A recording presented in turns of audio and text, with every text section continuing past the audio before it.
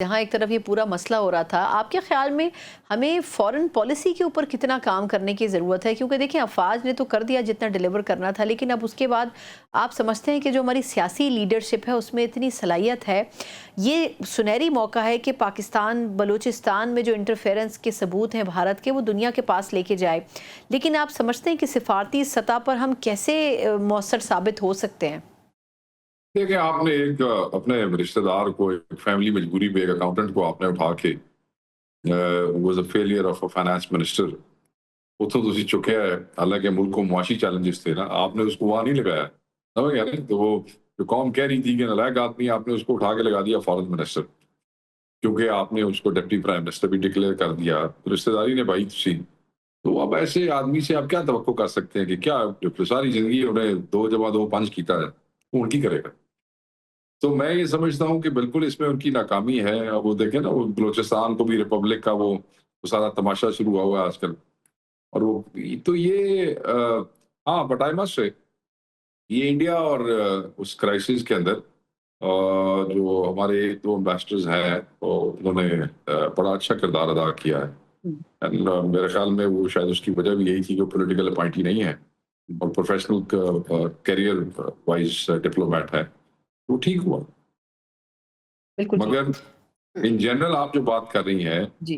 जो इनको देखें, मुशर्रफ के दौर में, उसके बाद दूसरे अदवार में जब भी ऐसी कोई इन्कर्शंस या एडवेंचर्स होने की कोशिश की है, एनवॉयज बनाए जाते थे, छोटे-छोटे डेलीगेशंस बनाए जाते थे, फॉरेन ऑफिस साथ शामिल होता था। हर मुल्क में हम सियासी लीडरान को भेजते होते थे उनकी पॉलिटिकल लीडरशिप से, और पहले दिन ही भेज देते थे, ताकि एक राय आमा हमवार हो सके। ये तो बस फिर आपकी कौम इकट्ठी हुई और आपकी फोर्सेस ने अपनी वो मनवाई, और जिसकी वजह से फिर दुनिया भी बीच में इन्वॉल्व हुई, वरना पहले 4 दिन तो दुनिया भी कोई नहीं बोली। तो सीधे क्या है कि बिल्कुल। वो ट्रंप साहब ने भी किया कि हुँ, मसला है साईं जाना ते पिलाई जाना। हुँ। जब भारत की दुम पर पैर रखा गया तो उसके बाद अमेरिका को भी याद आ गया कि बचाने के लिए उसको कूदना पड़ा। अच्छा, ये फ़रमाइएगा कि आपके ख़्याल में इस वक़्त की जो सिचुएशन है इकोनॉमी के लिहाज़ से, हमारे वज़ीर ख़ज़ाना कह रहे थे कि जी इंडिया पाकिस्तान इशू से कोई फ़र्क नहीं पड़ता। ऐसी क्रिटिकल सिचुएशन में आईएमएफ की किस्त भी पाकिस्तान को मिल गई। इसके ऊपर भी भारत के पेट में बड़ा मरोड़ है, और दूसरा ये कि एक जो इसी हवाले से एक बाहर का मैगज़ीन है उसने कोट किया है कि पाकिस्तान जो है वो बहुत माशी तौर पर बड़े करिश्मात पिछले कुछ महीने में हुए हैं। आप ऐसे एग्री करते हैं कि ओवरऑल हम कुछ इकोनॉमी के लिहाज से, आप खुद भी अंडरस्टैंड करते हैं इस इशू को, हम कुछ नहीं, मैं बेहतर नहीं परफॉर्म कर समझता। रहे हैं? मैं समझता हूँ कि ये जो देखें, ये कुछ चीज़ें हुई हैं, इनके रिज़ल्ट्स आपको 1-2 महीनों में नज़र आएँगे। हम्म। ये चीज़ें उतनी बेहतर नहीं हैं जितनी ये आपको दिखा रहे हैं। ये जब ट्रांसलेट होंगी on ground, so it won't give the results which are being predicted, proposed by the government. So I don't agree with these guys. लेकिन आपको क्या लगता है कि अभी हमारी इकोनॉमी कहाँ खड़ी है? क्योंकि ये कहा जा रहा है कि बजट भी आने वाला है, उसमें भी आईएमएफ का एक अपना किरदार होगा। तो आप क्या समझते हैं कि क्या नया एक बर्डन डलने जा रहा है? क्योंकि एज़ एन अपोज़िशन पार्टी भी आप लोगों का भी बजट के हवाले से कुछ ना कुछ जी, तो काम बिल्कुल, होना आप होगा। अपने बजट हम पूरा अपना किरदार अदा करेंगे।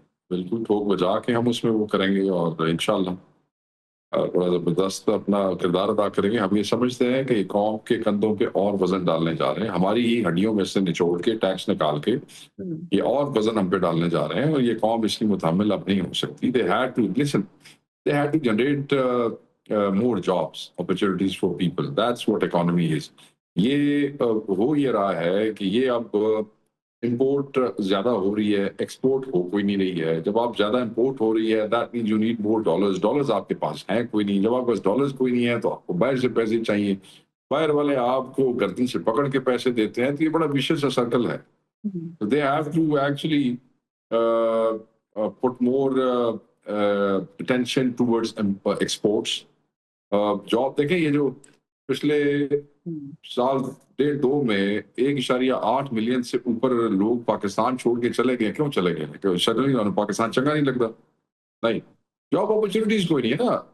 बुनियादी हक है, रोटी खानी है लोगों ने, वो कमाना है। या जो मर्जी शोर कहानियां सुनाते सुनते रहे, अपने लिए गाड़ियां, हेलीकॉप्टर वो खरीदते रहे, सारा कुछ।